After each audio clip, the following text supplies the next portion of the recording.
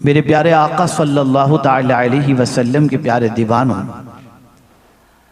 हम बहुत सारे दरवाज़ों पर जब बेकरारी की बुनियाद पर पहुंचते हैं तो कुछ ऐसे चेहरे होते हैं जो हमारी बेकरारी को अपनी मुस्कुराहट का सबब समझते हैं, और कुछ ऐसे मुखलिस होते हैं जो हमारी बेकरारी पर खुद भी बेकरार हो जाते हैं।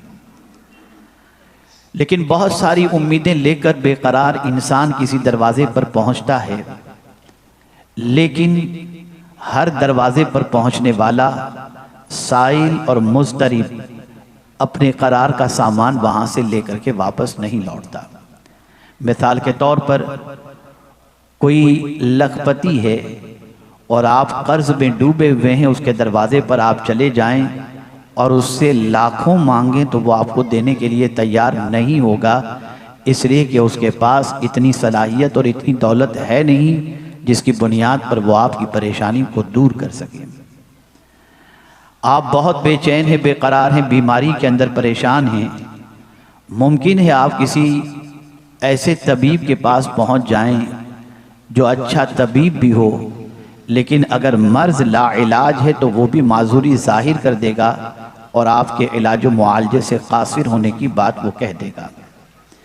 बहुत सारे शादीशुदा बे औलाद होते हैं, बड़े ट्रीटमेंट कराने के बावजूद भी वो साहिब औलाद नहीं हो पाते, इसलिए कि तबीब के पास ऐसी कोई दवा मौजूद नहीं जिसकी बुनियाद पर वो आपको साहिब औलाद बना सके।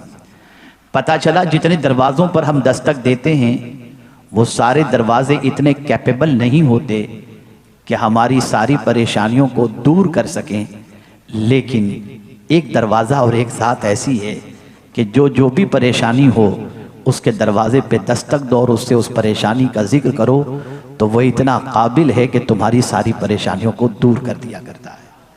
वो कौन है, वो कौन सी ज़ात है? तो अल्लाह अज़्ज़ा व जल्ल ने खुद इरशाद फरमाया, वक़ाल रब्बुकुम उदऊनी अस्तजिब लकुम, कहा ऐ मेरे रब, अल्लाह अज़्ज़ा व जल्ल ने इरशाद फरमाया तुम्हारे रब ने कहा मुझसे मांगो, तुम्हारे रब ने कहा मुझसे दुआ करो, मैं तुम्हारी दुआ को कबूल करूँगा।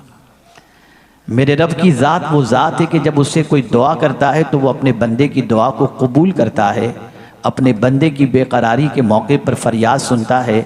इसीलिए ख़ुद वो इरशाद फरमाता है, अम्मन युजीबुल मुत्तर्र इज़ा दआ व यक्शिफुस्सू, कौन है जो बेकरारों की फरियाद सुनता है और उसकी मुसीबतों को दूर करता है?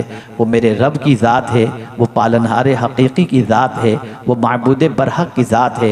मेरे प्यारे आका सल्लल्लाहु अलैहि वसल्लम के प्यारे दीवानों, दुनिया का इंसान किसी के पास जाता है तो उसकी पोजीशन ये होती है, वो टाइम देखता है, उसके आराम के बारे में सोचता है, कहीं ऐसा तो नहीं मैं रात के 2 बजे इसके दरवाजे पर दस्तक दूँ तो उसकी तरफ से परेशानियाँ दूर होने की बजाय डांट डपट मिल जाए, ज़िल्लत मिल जाए, रुसवाई मिल जाए और उसके आराम में खलल होने की सज़ा मुझे मिल जाए। इसलिए ऐसे दरवाज़े पर आदमी रात के वक्त नहीं पहुंचता जहां वहां से उसको ज़िल्लत और रुसवाई का सामना करना पड़े। लेकिन मेरे रब की ज़ात वो ज़ात है, वो नींद से पाक है।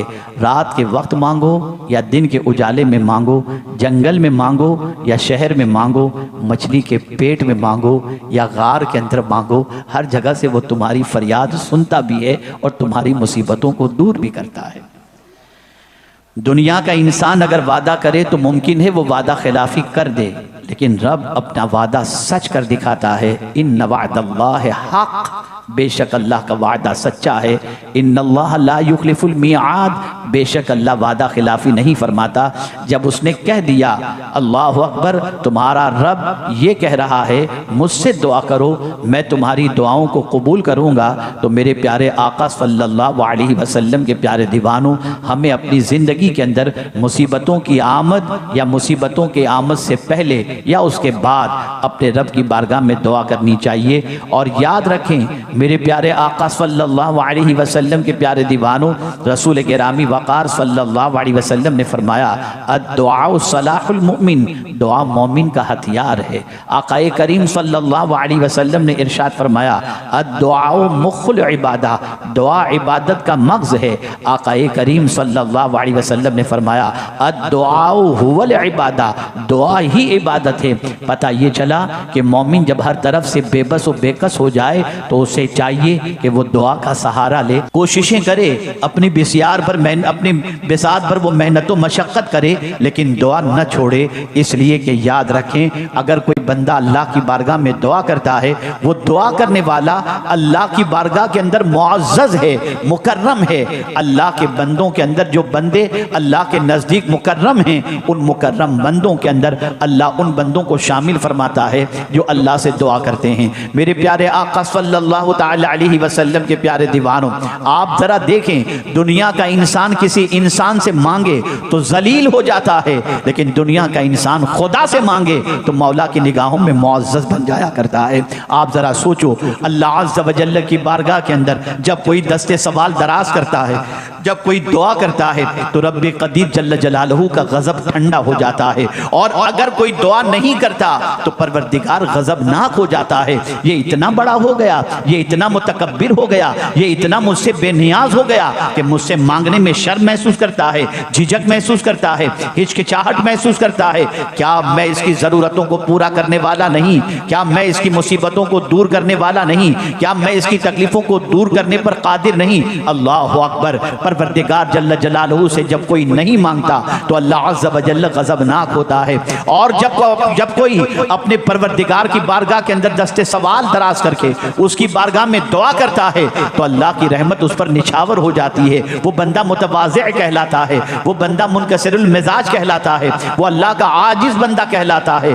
मेरे प्यारे आका सल्लल्लाहु अलैहि वसल्लम के प्यारे दीवानों, जब इंसान बेशुमार ऐसी मुसीबतों में घिर जाता है जिन मुसीबतों से निकलने का उसे कोई रास्ता नजर नहीं आता, जिन मुसीबतों से निकलने के लिए उसे कोई राह नजर नहीं आती, तो फिर वो मुख्तलिफ किस्म के हरबे इस्तेमाल करता है, फिर वो जादू टोने के सहारे लेता है, फिर न जाने गलत तरीके से अपने प्रॉब्लम के सॉल्यूशन के सिलसिले में आबरू बेचता और दौलत निछावर करता नजर आता है। लेकिन मैं कुरान की रोशनी में दो चार आयतों के जरिए आपको समझाना चाहूंगा और मुसीबत थोड़ी आपके सामने पेश करूंगा, और उन मुसीबतों में अल्लाह ने दुआ के जरिए उन मुसीबतों को किस तरीके से टाला आपको बताऊंगा, ताकि आपके अंदर भी दुआ करने का जज्बा पैदा हो जाए, अल्लाह की बारगाह में मांगने का जज्बा पैदा हो जाए। मेरे प्यारे आका सल्लल्लाहु तआला अलैहि वसल्लम के प्यारे दीवानों, आइए मैं आपको समझाऊं।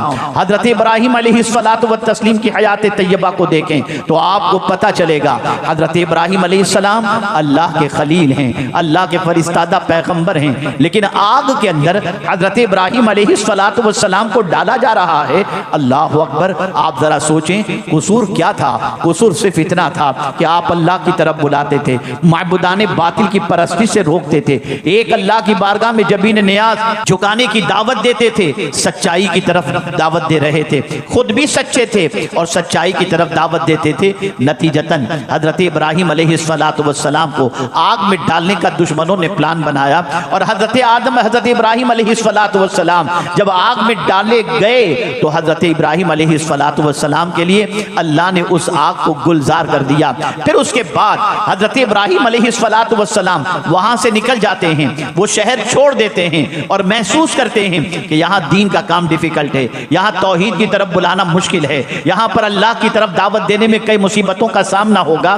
तो हजरत इब्राहीम अलैहिस्सलातु व तस्लीम हिजरत करने का मंसूबा बनाते हैं, और साथ ही साथ ये भी देखें उम्र के उस हिस्से में पहुंच चुके हैं जिस हिस्से में उमूमी तौर पर बच्चे का पैदा होना मुमकिन नहीं होता, उस उम्र के अंदर साहिब औलाद होना बज़ाहिर मुमकिन नहीं होता। लेकिन अल्लाह अकबर, हजरत इब्राहीम अलैहिस्सलाम को फिक्र थी मेरा मिशन, मेरी दावत ये कंटिन्यूस जारी रहे और लोगों तक अल्लाह की दावत पहुंचती रहे, लोग अल्लाह की बारगाह में जबीन नियाज झुकाते रहे।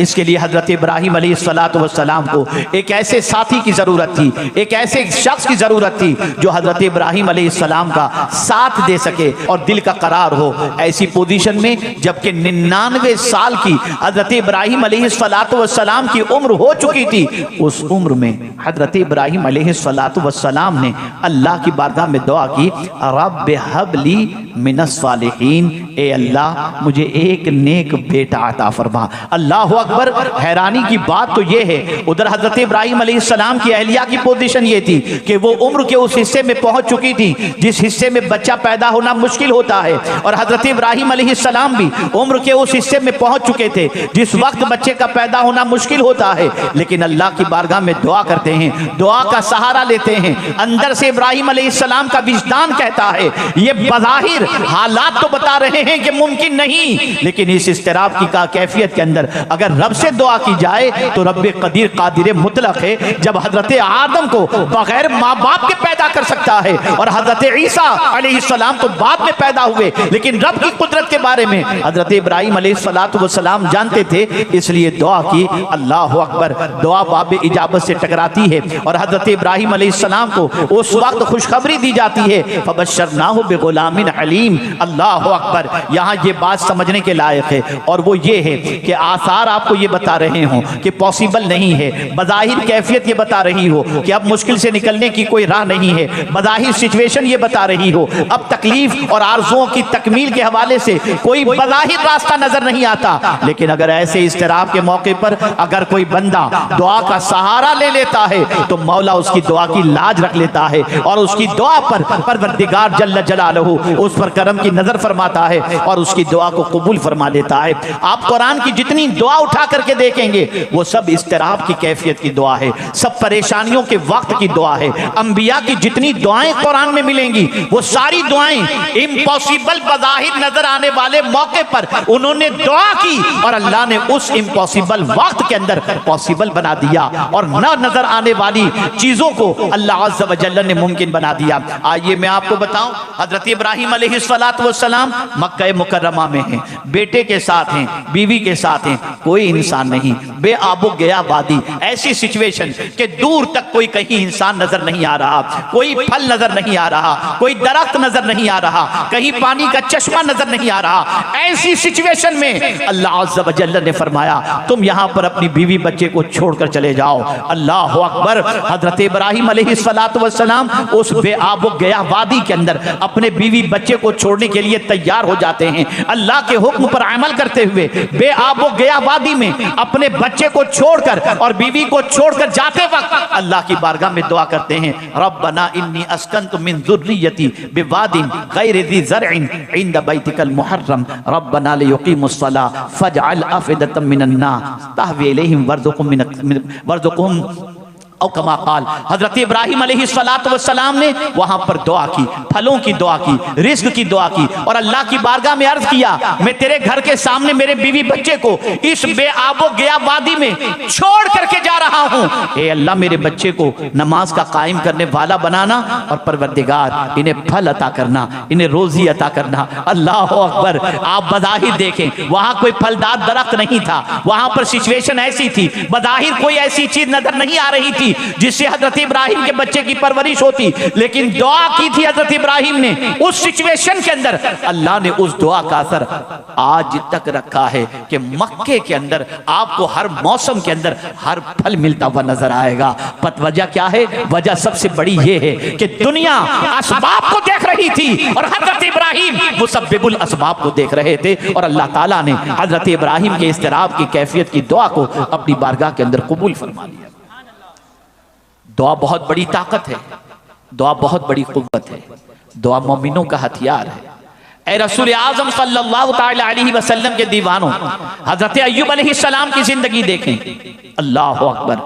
सब कुछ खत्म हो गया, मकान चले गए, मकान गिर गए, मवेशी मर गए, बच्चे इंतकाल कर गए, आपके जिस्म के अंदर एक आरिज़ा लाहिक हो गया।